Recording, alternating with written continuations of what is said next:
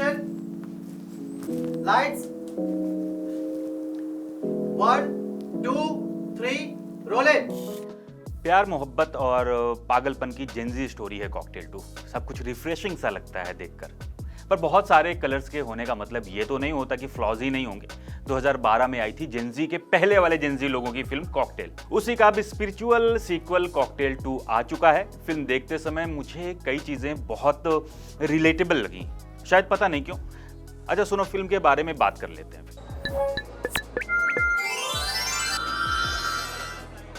Live in में रहेंगे लेकिन शादी नहीं करेंगे, क्यों करें?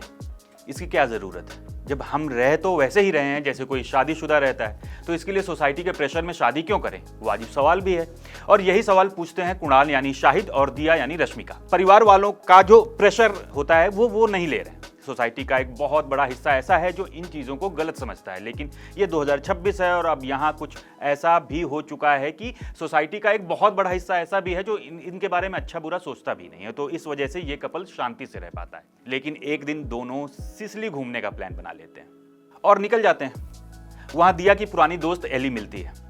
सब साथ में हैंग आउट करते हैं, घूमने जाते हैं और फन कर रहे होते हैं, लेकिन अचानक से दिया के मन में कुणाल की लॉयल्टी चेक करने की बात आती है और वो एली से उसे सिड्यूस करने के लिए कहती है। लेकिन उसे क्या पता था कि इसी चक्कर में दिक्कतें शुरू हो जाएंगी। सब ऊपर से खुश दिख रहे होते हैं लेकिन अंदर से परेशान और टूटे हुए। अब एली को कुणाल से सच में प्यार हो जाता है और वो कहीं कहीं वैम्प टाइप का फील देती है, लेकिन कहीं कहीं उसके साथ भी सिंपैथी दिखाने का मन करता है। यही कहानी है प्यार में पड़े लोग कैसे लॉजिकल होने के चक्कर में, बता रहा हूं, लॉजिकल होने के चक्कर में और खुद को सही साबित करने के चक्कर में कई बार रिश्तों में खटास ले आते हैं। यही है कहानी का सार। किसी एक अवार्ड शो में, मुझे ठीक से याद नहीं है कब की बात है, लेकिन मैंने देखा था वीडियो, शाहरुख खान ने कहा था कि एक लड़का है जिसे अवार्ड से मतलब नहीं है, स्टारडम से मतलब नहीं, वो किसी रेस में नहीं है, लेकिन धीरे धीरे उसने अपनी ऐसी जगह बनाई है कि वो सुपरस्टार बनने वाला है। सालों पहले ये शाहिद कपूर के लिए बोला गया था।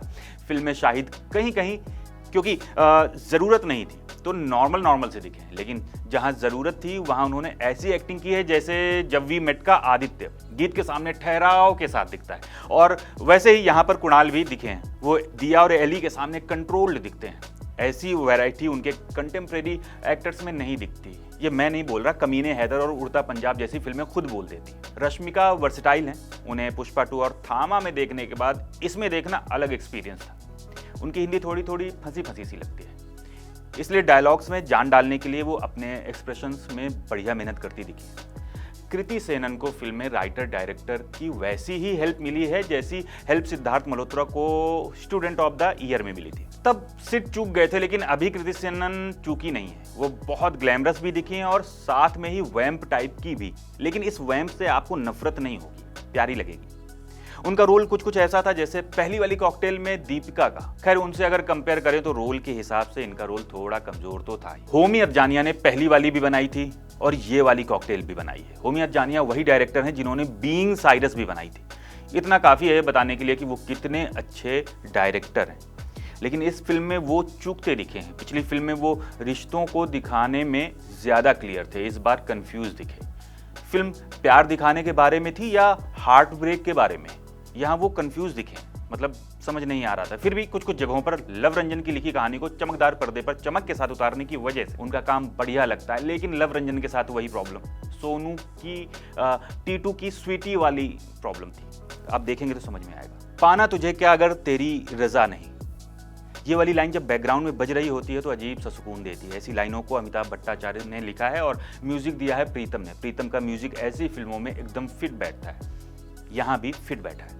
गाने अच्छे लगते हैं, लेकिन बस वही कि कंपेयर तो होता ही है। पिछली वाली कॉकटेल के गानों पर लोग आज भी वाइब करते हैं, लेकिन इसमें बस कुछ ही दिन वाइब करेंगे, यानी यादगार जैसा कुछ नहीं। फिल्म लॉजिकली उन लॉजिक्स को जवाब देती है जब कोई सोशल मीडिया इन्फ्लुएंसर ये कहता है कि प्यार में झूठ की कोई जगह नहीं। आपका पार्टनर झूठ बोल रहा है तो समझ लो कि वो आपको रिस्पेक्ट नहीं दे रहा, या फिर वो चीट कर रहा है, ये जानने के लिए पढ़ लीजिए ये वाला आर्टिकल। अब देखो, मैं समझाता हूं जितनी मेरी समझ है उस समझ के हिसाब से कि लॉजिक्स होते क्या हैं।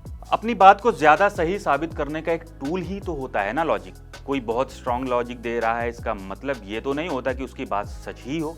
शायद उसके स्ट्रांग लॉजिक्स को सही मान लेने वाले फैक्ट्स से ज्यादा अवेयर ना हो, ऐसा भी तो हो ही सकता है ना। या फिर ऐसा भी तो हो सकता है कि सामने वाला ठीक से डिफेंड नहीं कर पाया, या फिर वो शायद इंट्रोवर्ट हो, सिर्फ इसलिए आपके लॉजिक्स ज्यादा सही लग रहे हों, ऐसा भी तो हो सकता है।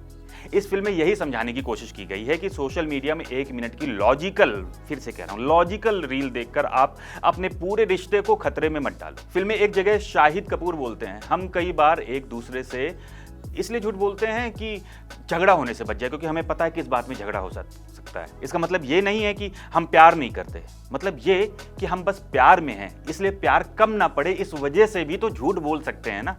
ऐसी बहुत सी डीप बातें फिल्म में हैं और वो बताती अच्छे से। फिल्म में जो चीज़ खलती है वो ये कि फिल्म को थोड़ा लंबा खींचा गया है, जिस वजह से बोरिंग ना लगने के बावजूद लंबी लगती है। बोरिंग इसलिए नहीं लगती क्योंकि फिल्म शाइन करती, चमकती, रिफ्रेशिंग है। मेरा सजेशन पूछो तो सच बताऊं कि रिलेटेबल लग रही थी, इसलिए ये फिल्म मुझे ठीक लगी। बाकी आप लोगों को भी ये फिल्म देखनी चाहिए, क्योंकि पता चलेगा कि रिलेशनशिप जैसी बहुत मासूम चीज़ को ऐसे ही लॉजिकल होने के चक्कर में नुकसान तो नहीं पहुंचा रहे आप लोग। खैर, जल्दी मिलूंगा रिव्यू में। तब तक के लिए कीप वॉचिंग जिंगाबाद।